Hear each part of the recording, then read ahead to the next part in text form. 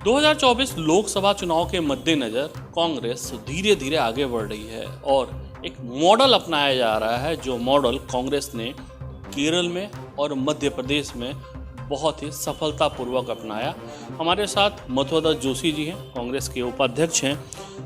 जोशी साहब, क्या है ये मॉडल और किस तरह से आप लोगों को लग रहा है इसका लाभ मिलेगा? देखिए, संगठन का विस्तारीकरण और विकेंद्रीकरण है और हम उसमें बहुत हद तक सफल भी रहे हैं। बूथ कमेटियों का गठन है, मंडलम कमेटियों का गठन है। 10 बूथ में 15 बूथ के बीच में एक मंडलम कमेटी बनेगी और उसके बाद हमने ब्लॉक कांग्रेस कमेटियों का गठन किया है। ब्लॉक और बूथ में बड़ी दूरी हो रही थी, इसमें हमने इसका प्रयोग किया है। और मध्य प्रदेश में तो हमने बीच में एक और सेक्शन हम लाए थे, सेक्टर बनाए थे उसमें, लेकिन वो अभी यहाँ नहीं लागू हुआ है। इसको यहाँ भी लागू करने का हमारा विचार है। तो उसका बहुत बड़ा फ़ायदा हुआ। एक कार्यकर्ताओं को एडजस्टमेंट भी मिला, कार्यकर्ताओं के बीच में पहुँच भी हुई और उनका डाटा भी हमको मिला। एक काम करने का बहुत ही सीधा तरीका हमको उपलब्ध रहा। अगर आप अपने मंडलम अध्यक्ष से बात करना चाहते हैं तो उसका फ़ोन नंबर मिला है, उससे बात कर लीजिए। आप अगर बूथ कमेटी से बात करना चाहते हैं तो उनसे सीधे सीधे, आज के युग में बात करना कठिन है, आपने फ़ोन से उनसे बात कर सकते हैं, उसकी समस्याएं भी जान सकते हैं, उसका समाधान भी निकाल सकते हैं। तो सबसे बड़ी बात है संगठन का विकेंद्रीकरण, निचले स्तर पर संगठन को मजबूत करना, ये सबसे पहला उद्देश्य है।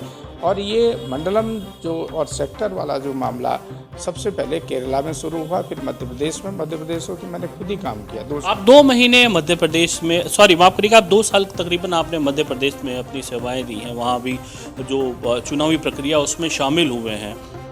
ये कहा जा सकता है कि एक जो बड़े नेताओं और एक आम कार्यकर्ता के बीच में जो दूरी है उसको पाटने के लिए आप लोग ये प्रयास कर रहे हैं और इस प्रयास के जरिए जो 2024 की बैतरणी होगी वो पार करने की कोशिश की जा रही है। निश्चित रूप से मैं तो मध्य प्रदेश में 2 साल काम किया और 2 साल हमने संगठन में ही बनाने में पूरा टाइम लगाया। पूरा समय हमने संगठन को दिया। बूथ कमेटियां बनाई 25-25 लोगों की, 25 से लेकर हमने 50 लोगों की एक कमेटी बूथ में बनाई। फिर सेक्टर कमेटियों का गठन किया, फिर हमने मंडलम कमेटियों का गठन किया, फिर ब्लॉक कांग्रेस कमेटियों का गठन किया। तो इसमें संगठन को बनाने में समय तो लगता है। उसका फ़ायदा भी मध्य प्रदेश में मिला। आपने कहा 2019 में आपकी पूर्ण बहुमत की सरकार बनी। हालांकि वो सरकार बहुत दिन नहीं चल पाई। क्या कारण थे, क्यों थे? भाजपा जिस तरीके से लोकतंत्र की हत्या करने में माहिर है, तो मध्य प्रदेश में भी डकैती डालने में माहिर रही है। उन्होंने लोकतंत्र की हत्या की, वहाँ सरकार गिर गई।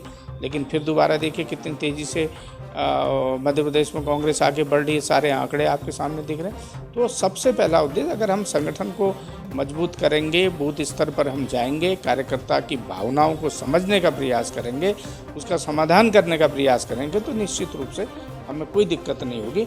हम जो भाजपा के खिलाफ लड़ाई है उसको मजबूती से हम लड़ सकते हैं। मंडलम और जो सेक्टर कमेटियों की बात है, जो आपकी पुरानी कमेटियां हैं जो ऑलरेडी एग्जिस्ट कर रही हैं कांग्रेस की उत्तराखंड में, उनका रोल कहाँ रह जाएगा? क्या उनको भी इस्तेमाल करेंगे आप लोग, या फिर जो 2 नई चीज़ें हैं उनको लेके आगे बढ़ेंगे? नहीं, देखिए, इसको समझने की कोशिश करिए। पहले ये होता था कि जिला कांग्रेस कमेटी और ब्लॉक कांग्रेस कमेटी होती थी, उसके नीचे ब्लॉक बूथ कमेटियाँ होती। बूथ कमेटियाँ भी नहीं होती थी, बूथ में एक हमारा आदमी होता था, उससे संपर्क। लेकिन अब हमने उसको संगठनात्मक रूप दिया है। ब्लॉक में भी हमने 21 से लेकर 51 की एक कमेटी बनाई है और 10 से 15 बूथ को लेकर एक मंडलम बनाया है हमने, और 25 से 40 बूथ में एक ब्लॉक बनाया है हमने। संगठन का विकेंद्रीकरण, विस्तार, आप उसको कोई भी शब्द इस्तेमाल कर सकते हैं, उसको किया। तो उससे हमारे कार्यकर्ताओं से सीधी अप्रोच होने में फ़ायदा मिलेगा। हमारे अध्यक्ष जी हर हफ्ते लगभग बूथ अध्यक्षों से बात करते हैं, ब्लॉक अध्यक्षों से बात करते हैं, मंडलम के अध्यक्षों से बात कर लेते हैं। हमारी कोशिश है अध्यक्ष जी कम से कम 8-10 लोगों से प्रदेश में बात करें। वो करते हैं उन लोगों से बातचीत, भाई क्या दिक्कत है, क्या चल रहा है, क्योंकि रोज़ नए हम सर्कुलर भेज रहे हैं। रोज़ AICC के इस तरह से संगठन के लिए हमारे पे कई कार्यक्रम आ जाते हैं, उन कार्यक्रमों को करना पड़ता है। तो उससे हमें बड़ा फ़ायदा मिला है। और पुरानी कमेटियाँ रहेगी, बूथ कमेटियाँ एजिटेड रहेंगी। बूथ के बीच में हमने मंडलम बना दी, मंडलम से नीचे हमारा सीधा सा बूथ कमेटी आ गई। तो इससे हमें बड़ा फ़ायदा मिला है। और जो मंडलम कमेटी का अध्यक्ष है उसके अंदर 10 बूथ हैं, तो 10 बूथ को आराम से देखभाल कर सकता है, जा सकता है।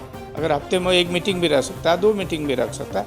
ऐसे ही ब्लॉक कांग्रेस कमेटी का अध्यक्ष में एक ब्लॉक में 4 से 5 मंडलम आ गए हैं, तो अगर 5 मीटिंग भी करनी है उसने तो उसको उसी तरीके से उसको सर्कुलेट करेगा तो 5 जगह उसकी बैठकें हो जाएंगी, संगठन में तमाम बिंदु पे चर्चा भी हो जाएगी। सरकार के खिलाफ हम क्या जो सरकार की गलत नीतियाँ वो आम जन तक पहुँचाने में हमको सहायता। एक प्रयास है कांग्रेस का और ये प्रयास मध्य प्रदेश और केरला में किया जा चुका है और अब इसको उत्तराखंड में जमीन पे उतारा जा रहा है और देखना होगा कि 2024 के लोकसभा चुनाव में कांग्रेस को उसका फायदा किस तरह मिल पाता है। कैमरामैन रुपेश नेगी के साथ मयंक राय, देहरादून।